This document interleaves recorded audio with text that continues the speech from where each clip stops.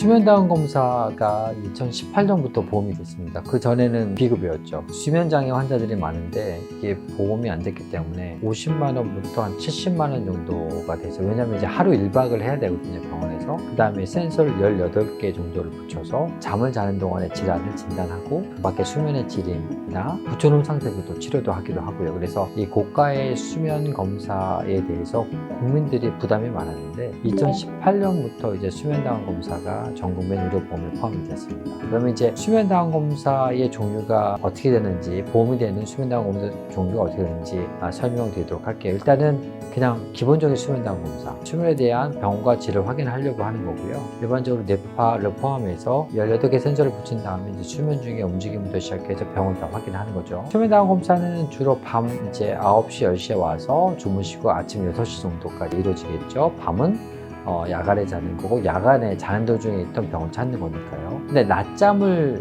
자는 검사가 있어요. 아침 8시, 10시, 12시 2시간 간격으로 4번 또는 5번 잡니다. 정상적인 사람은 밤에 자면 낮잠을 다 못 자요. 그런데 기면증 환자는 수면다운 검사 끝나고 2시간 뒤에 또 자라고 그래요. 20분만. 그 다음에 깨워요. 즉 학교를 보면 0교시, 2교시, 4교시, 6교시 쉬는 시간에 재우는 거예요. 그럼 정상인 애들은 1교시, 2교시 끝나고 한두 번은 자는데 다 못 자요.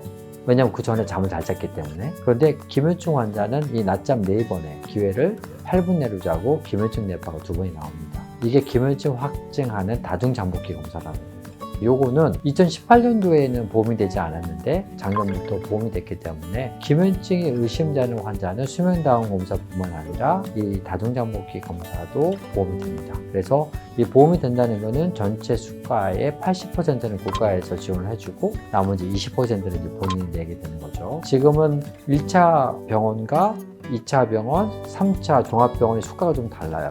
한 2만 원부터 한 14만 원까지 병원에 별로 20% 내는 비율로 이렇게 되고요. 갖고 있는 개인, 타보험, 실손보험에도 나머지가 또 커버가 됩니다. 그래서 양쪽 국가보험과 실손보험을 다 활용할 수 있다는 것을 알고 계시면 될 것 같고요. 세 번째 수면다운 검사는 양압기 치료 검사입니다. 이제 양압기를 끼고 자는 거예요. 양압기라는 거는 이제 수면무호흡증이랑 수면호흡장애를 치료하는 데 쓰는 건데 그걸 쓰고 주무시면서 압력을 맞춰주는 거예요. 안경 도수 찾듯이요. 그래서 그 사람한테 맞는 적정 압력을 찾게 되는 거고, 이 또한 수면다운 검사는 가격이 똑같아요. 보험되는 수가도 똑같고 사보험이나 실비보험도 되는 것도 똑같습니다. 그래서 크게 수면다운 검사, 기면증 하는 수면다운 검사에 다중잠복기 검사 포함이고, 그 밖에 양압기 치료 압력 검사까지 대한민국 정부에서 보험이 되고 전부 다 실손 실비 된다는 것을 이제 이해하시면 될 것 같고요.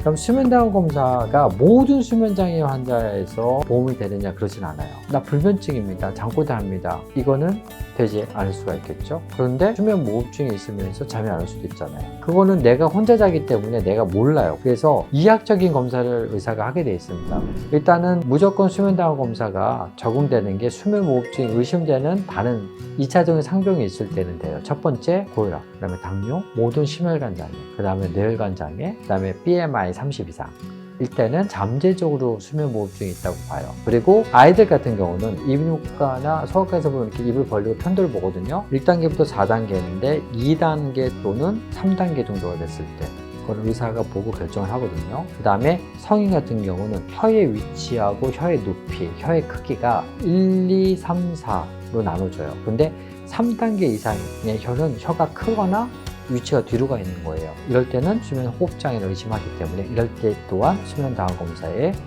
보험이 되는 적용 기준이 됩니다. 물론 누구든지 봐도 무호흡이 있거나 너무 코를 골아, 이럴 경우에는 뭐 당연히 적용 대상이 되죠. 그렇지만 나는 잘 몰라, 잠이 안 오고 그러는데 내가 솔직히 다른 수면 장애가 있는지 수면 호흡장애인지 모르잖아요. 그때 이제 병원에 오셔서 의사 선생님 이학적으로 체크하시고 이게 어떤 수면 장애이고 뭐가 의심이 되고 수면다운 검사에 보험이 되는지 안 되는지 거기에 따라서 적응증을 말씀해 주실 겁니다. 본인이 수면다운 검사에 적응이 되는지 안 되는지 100% 알 수는 없어요. 편한 마음으로 병원에 방문해 주시면 보시는 선생님께서 이거는 수면검사에 적응인지 아닌지 말씀을 주실 거고, 정의되면 거의 비용은 양쪽 다 커버가 된다라고 이해하시면 될 것 같습니다.